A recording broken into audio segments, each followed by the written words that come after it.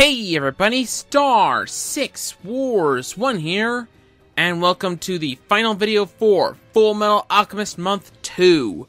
For this one, we will be looking into Fullmetal Alchemist Brotherhood, the faithful adaptation of the Fullmetal Alchemist manga. Now, I have said before that I love the 2003 series.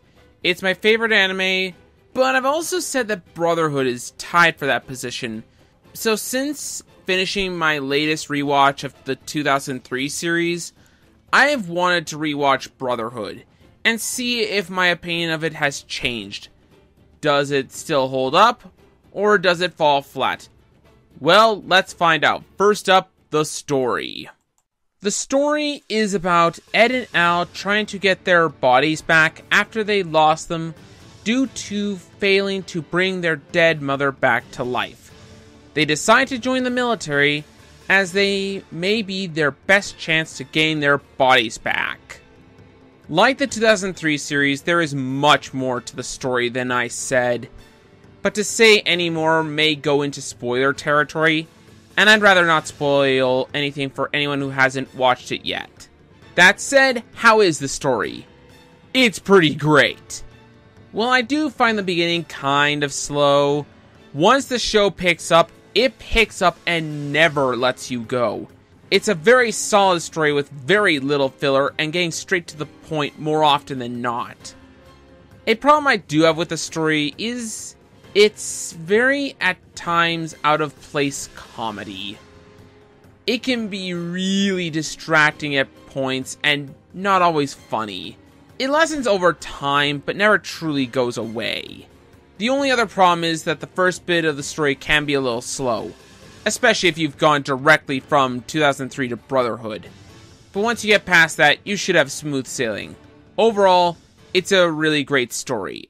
Next up are the characters, and this is a huge cast of characters with varying personalities and traits. So to talk about all the characters would not only go into major spoilers, but it would take hours to talk about them all. So, I'm going to talk about our main characters and a few I consider highlights. First up is one of the main characters, Edward Elric. Edward is the older of the Elric brothers and was the one who came up with the idea to bring their mom back to life. He paid the price with his left leg and later loses his right arm to bind his brother Alphonse. He later decides to find a way to gain Al's body back. Now, Ed is hot-headed, rash, and very quick to temper. However, he does have a caring heart, and while he can be a little rude and blunt to a fault, he means the best for everyone. Not only is Ed my favorite character in the show, but one of my favorite anime characters of all time, no matter the adaptation. He goes through so much during the story and changes a great deal as the show progresses, making him a joy to watch and an understandable character in his own right. By the end of the story, he's a very different character than he started. He is honestly just a great character that I thoroughly enjoy. Just don't call him short. Next is Ed's younger brother, Alphonse Elric. Unlike Ed, who only lost his left leg in the attempt to bring back their mother, Al lost his whole body. While Al does seek to gain his body back, he also hopes to get Ed's body back to normal as well. Al is the calmer of the two brothers and not as prone to anger. I do like Al a lot. I find him very interesting and a fun character to watch. I don't think he gets the development that Ed does, but what is given to him is enough, and he's still a joy to watch regardless.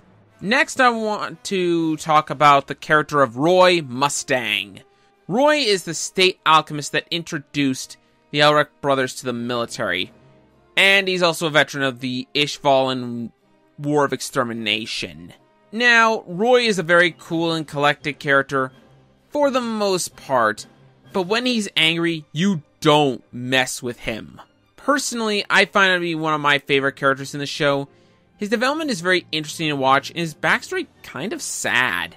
Overall, I really like him. Next on the roster is the Elric brothers' childhood friend, Winry Rockbell. Winry is an automail engineer and the one who made Ed's automail arm and leg. She's very excitable when it comes to automail. When it comes to Ed and Al, she does worry about them quite a bit, though can get angry at them when she finds out they get themselves into trouble, which happens more than once.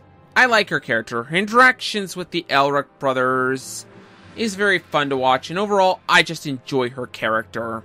The rest of the cast is also pretty good.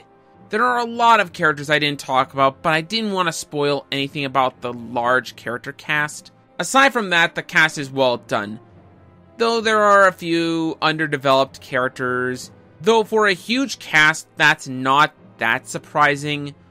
What is, though, is how many are well developed, since many shows that have this huge a character cast don't usually have this many well developed characters.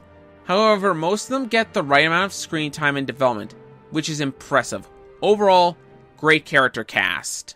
The animation is done by Studio Bones, who did the 2003 series and Conquer of Shambhala, which both looked great, and Brotherhood is no exception to this. The backgrounds are very well detailed and colorful. The character design also looks great. It's very detailed, and you can tell who is who, which is nice. The fight scenes look great and well done, for the most part. There are a few times it looks kind of goofy. However, it doesn't bother me too much. Overall, the animation looks great, and I like it. Now on to the music. The OST is often compared to the 2003 series, and more often than not, the 2003 series is said to have the better OST. And yeah, I do agree that 2003 has the better OST. However, I think that due to this, people underrate Brotherhood's own OST, which I think is a good OST in its own right, with several memorable tracks like Dissident's Creed, Jing's Symphony, Next Chapter, and many more.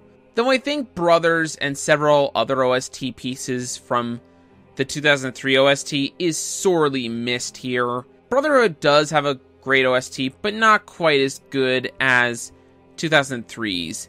The openings and endings, on the other hand, I prefer in Brotherhood. Each of the openings I greatly enjoy, even the less than spectacular ones, aka Opening 3.